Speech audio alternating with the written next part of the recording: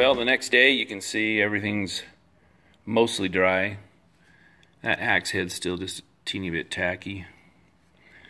But the color on these horns came out really well. That was a bit of an experiment that I did last night, trying to blend these colors. It was mostly white, then it would go into a dark gray.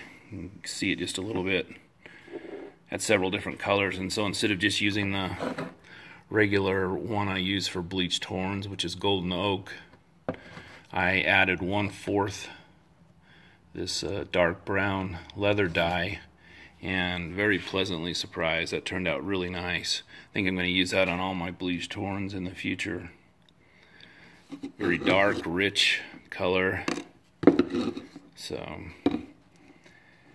what the biggest problem was is that the horns were shaped kind of like a C, and so the two biggest curves, I cut it, but I also cut it, in a place I could figure out something to hide it with.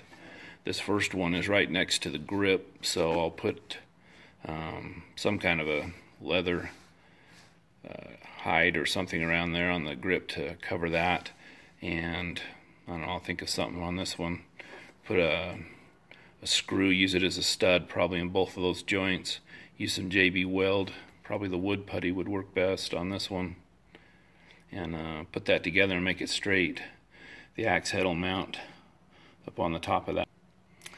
And for the axe head, I'll take some like an SOS pad and tone that gloss down a little bit and make it look just like a polished rock. So that's where we're at this point. So far so good, I think.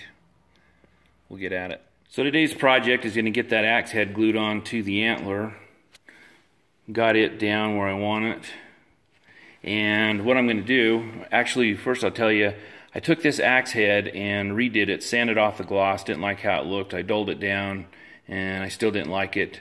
So I sanded it all off and then took a rag and put some more polyurethane on it.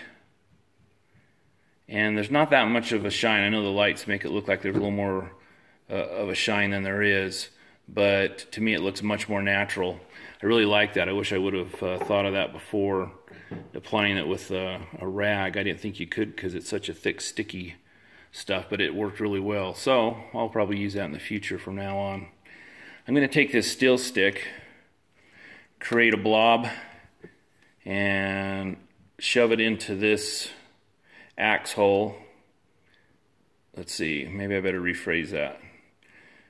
The hole in the axe, I don't know, maybe that doesn't sound much better. Anyway, I'll just leave it as that.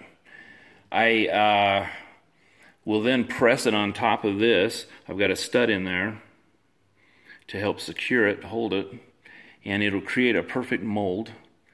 And then before it dries, maybe 5-10 minutes, I'll pop the axe back off, and then I will take this epoxy, put a layer on top of the mold, and snap the axe head back on and let it sit for a day. Creates a really strong bond.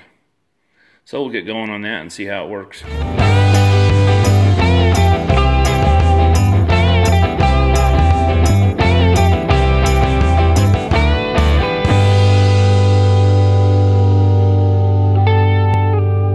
So I finished hafting that on with a rawhide.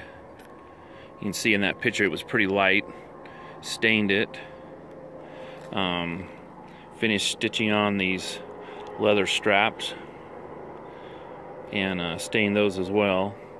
In the process of trying to figure out how to weave these beads and claw in that I made. That was out of a elk tine. There's the end of it. Then those are two of the parts just above it. So we're getting close.